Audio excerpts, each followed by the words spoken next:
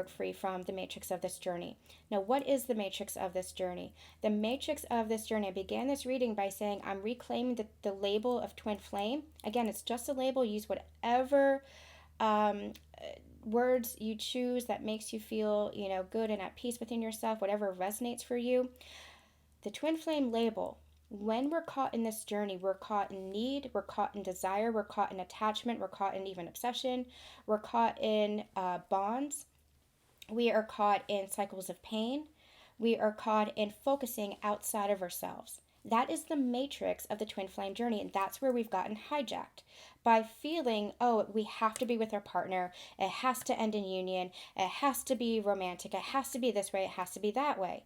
If you're still feeling these are the tenets and these are the blueprints that we have to follow, then you're still caught in the matrix of the journey, because your journey is yours. Even though the blueprint and the collective might feel familiar and might resonate with you, it resonates with you only to the point where you are recognizing yourself in the journey or yourself in another's journey. But you don't claim it for your own unless it feels like your truth. If you are just perpetuating the focus on the other person, on your counterpart, what are they doing? What are they thinking? What are they feeling? Then you are just keeping yourself caught in the energy of, again, the matrix of this journey. You're getting yourself caught in these cycles. You write your own blueprint. We are the way showers. We are the forefront of this revolution of new connection, of spiritual connection, of sacred connection and partnership. And so, in essence, we are learning how to break free from the old template of relationship and what that looks like.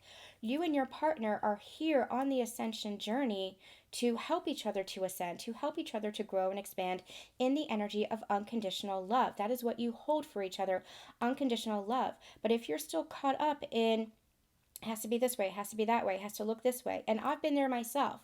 The first year of my journey was the hardest because I was still trying to apply the old rules or the old templates of what relationships should look like into my connection, not understanding that I just needed to surrender and let it unfold and let it flow and claim myself back.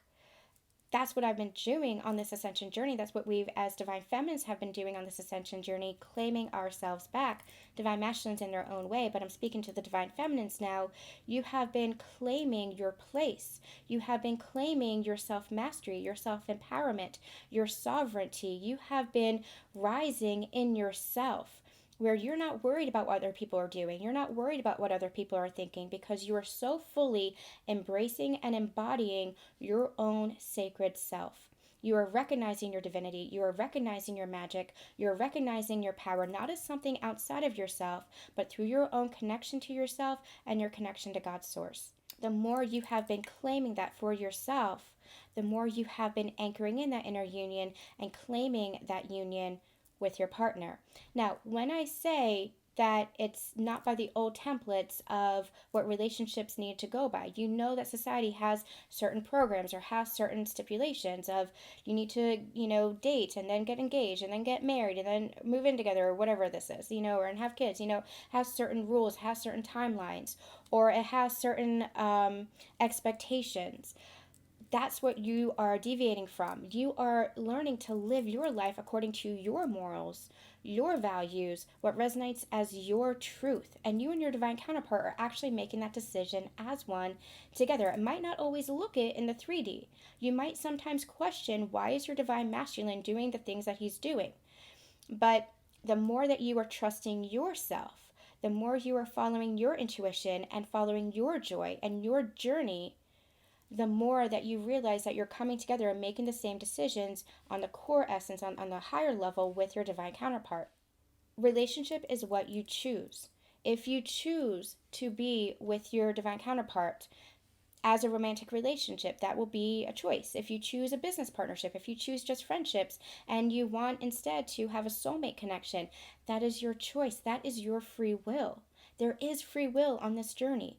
It is your choice, but then recognize too that your counterpart and you are making the same core decision. It is whatever it is that you make it, but you feel it within your heart. You know what you desire. You don't have those desires without reason. You don't have those desires without a purpose. If you want to be with your divine counterpart in relationship, you can be.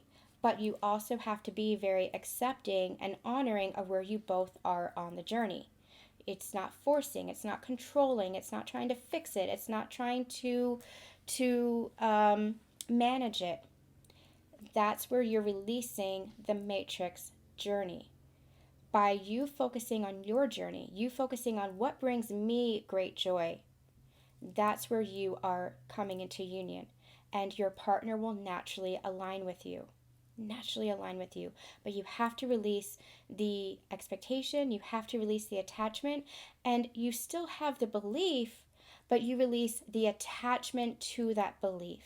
You release the attachment to that belief to allow whatever it is that wants to come in. You trust what is unfolding. We're at a point in time, Divine Feminines, where we are not allowed to see fully how it's unfolding or what's unfolding or what's coming in. I've been getting this split in the collective quite a while now. For some, it is time for you to be with your divine counterpart. For others, it's time for soulmates and other partnerships to come in to teach you more about receiving unconditional love rather than overgiving in that unconditional love. It's going to resonate with everybody a little bit different. All you have to do is just trust that whatever is meant for you is what you want and that it is aligned to you.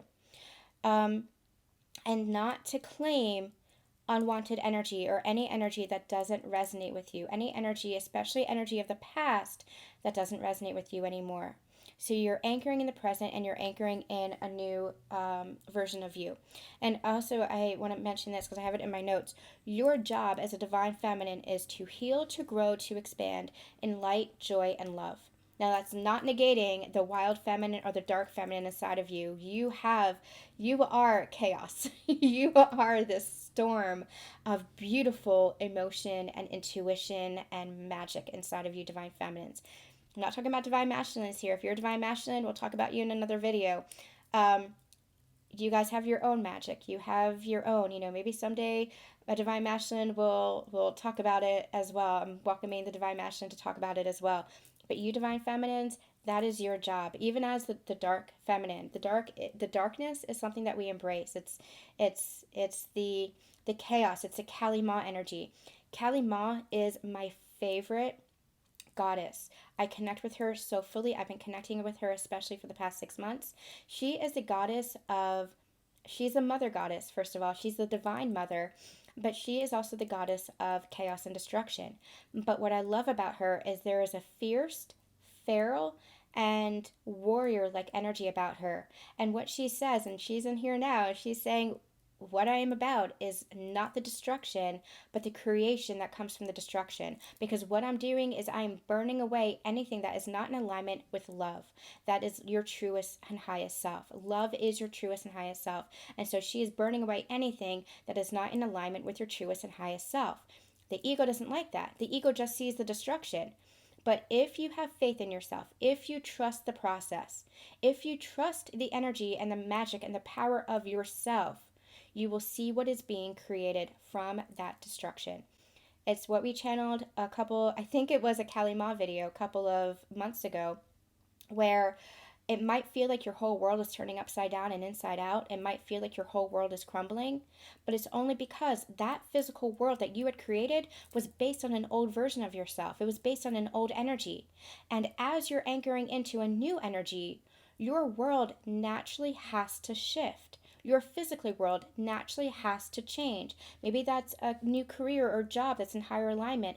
Maybe that's more finances to reflect your new abundance, your new energy of abundance. Maybe that's higher relationships because you're in a new frequency. And so old relationships that just don't feel good or just are perpetuating pain need to fade out in order for you to align to the frequency of relationships that uplift you and feel more loving. That is part of your growth. That is part of your transformation. There has to be destruction in order for there to be creation. It's the cycle of nature. There has to be decay in order for there to be rebirth. And what's decaying is the old version, the old world, the old energy.